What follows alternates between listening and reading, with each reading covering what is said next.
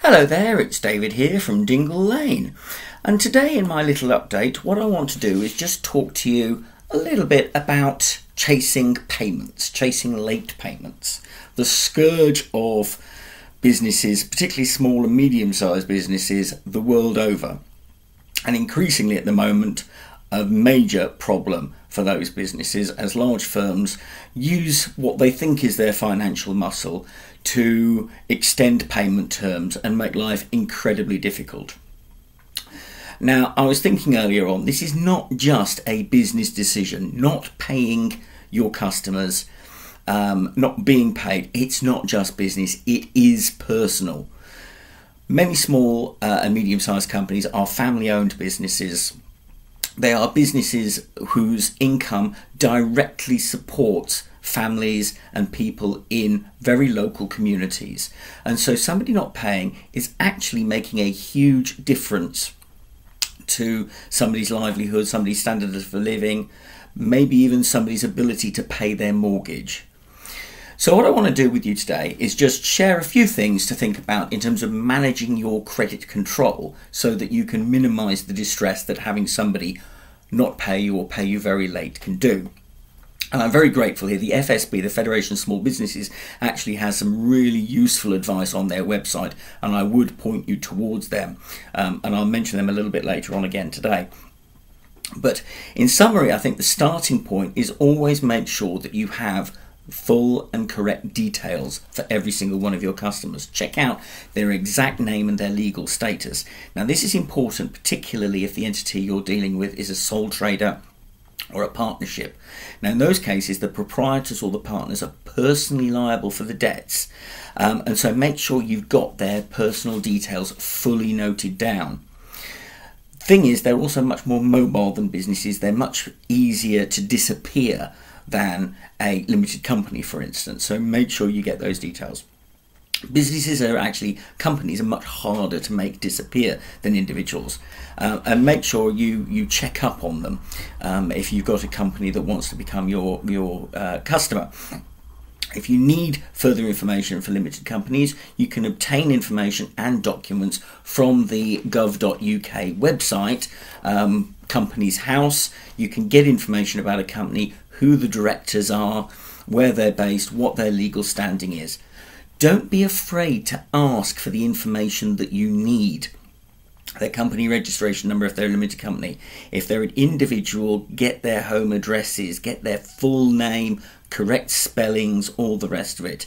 If you can't get it now, it'll certainly be a lot harder to get it further on down the line. Invest in credit reference information. That's a biggie at the moment. It's well worth the money to get credit references for your customers. It could save you a bad debt further down the line. Set out and agree payment terms in advance and in writing. Make sure that that's clear at the time of the contract. It's better to know what to expect than to leave things to chance and wonder why the money hasn't arrived.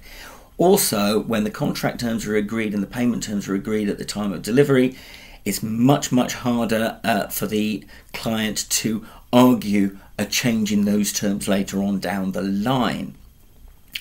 Now, whenever you write about payment terms, and this is something I've done for many years, it's absolutely important, make sure that on your payment terms and on your invoices, you tell them very explicitly what you'll do. And the key words to say here is that we will exercise our statutory rights to claim interest and compensation for debt recovery costs under the late payment legislation if we're not paid according to our agreed credit terms. Now, technically, you don't have to actually put that detail in if you're a small business, because the legislation covers you anyway. But it's always worth slamming it in just to remind them that you do take notice of the legislation, you are aware of your rights as a small to medium-sized business, and that you are prepared, at least on paper, to enforce those rights. You get interest on late paid debts at 8% over the Bank of England base rate. You can claim compensation for the recovery costs of late paid debts as well. And that is money that has to be paid. Again, if the debt is late, the company has no way of avoiding being charged that if you wish to do it. Set some rules that your businesses will always follow. Give yourself a set of standard terms that you decide, this is how we will decide who will be our customers and who won't be. And then follow them. Don't bend them. Just think, oh, well, we'll just get this extra client if we bend the rules a little bit. Even if you're put under pressure to supply goods or services urgently, because it's vitally important for your financial security and your financial safety. When your debt is overdue, always phone the customer up. Ring them up. Tell them, the debt's overdue. Is there a problem? There shouldn't be, because if there was, they should have told you. Most likely, it's been overlooked. Those wonderful words in quotations, and the little chase will get things sped up a little bit. Sometimes people do chance their arm. That's the way people are. It's not right, but they do. Give them a phone call, chase them up, find out why they haven't paid. Because the terms were there, they know how to pay, they should have paid it. If the debt still isn't being paid, send them a letter. Demand the money. In most cases, again, a letter before action can help clear up a dispute without the need for anything to be taken to court. You can just send them a letter saying, the debt's overdue, these are the terms, you agreed to pay for it, you haven't paid, please pay it. If that doesn't work, you can actually still send them a solicitor's letter. And one of the advantages of the FSB membership, for instance, is their credit recovery system will allow you to send out 20, I think it is, solicitors' letters a year free of charge to the company to say, send us your money. Always nice getting a solicitor's letter landing on your desk saying, oh, we need to pay these guys, otherwise they're going to get shutty. Again, if that doesn't work, you can send them to court.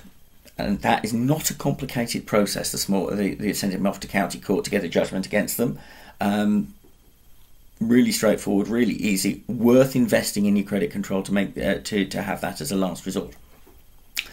If there's no success and they're a large company, it's also worth raising a complaint with the Small Business Commissioner, who's appointed by the government to tackle poor payment practice. He can use, or threaten to use, his name and shame powers to pressure a large business to pay up. If you go and have a look at smallbusinesscommissioner.gov.uk, that's quite a useful little website as well. And I say, finally, I mentioned the FSB, the Federation of Small Businesses, has a very useful member benefit called FSB Debt Recovery, which gives you the opportunity to recover up to 100% of the money you're owed, and in most cases, this costs you absolutely nothing. And within that, you can choose to decide whether or not to charge the statutory interest and the statutory fees on the amounts outstanding. It's a platform that's available 24 hours a day, 7 days a week, 365 days a year, and includes the full range of services for debt collection, debt recovery, debt tracing, insolvency services, and all the rest of it. So you can make it as complicated or as simple as you like. If it's as simple as sending a letter to chase somebody, it'll do it. If you need to go the whole hog and really give a customer a massive kick up the jacksie, the system can help do that for you as well. Really useful little member benefit. Many other trade associations do a similar thing. You can do it yourself, but in this case, having a firm of solicitors behind making it happen can be very useful. That's enough for this update. Remember, cash is absolutely king for your business. Profit is a byproduct of doing what you do, doing it well. That'll happen however it happens. To make your business work on a day-to-day basis is your cash that counts. Cash is king, and chasing your debts is absolutely top of the pile. If you've got a customer who says, oh, well, we won't use you again if you harass us for your debts, I always turn around and say, well, at the end of the day, a customer that isn't paying me isn't a customer. A customer that isn't paying me is a thief. And that is something that I think is not to be tolerated. You don't want vampire customers sucking the lifeblood out of your business to feed theirs and to make their lives easier. If they buy something from you, you pay according to agreed credit terms.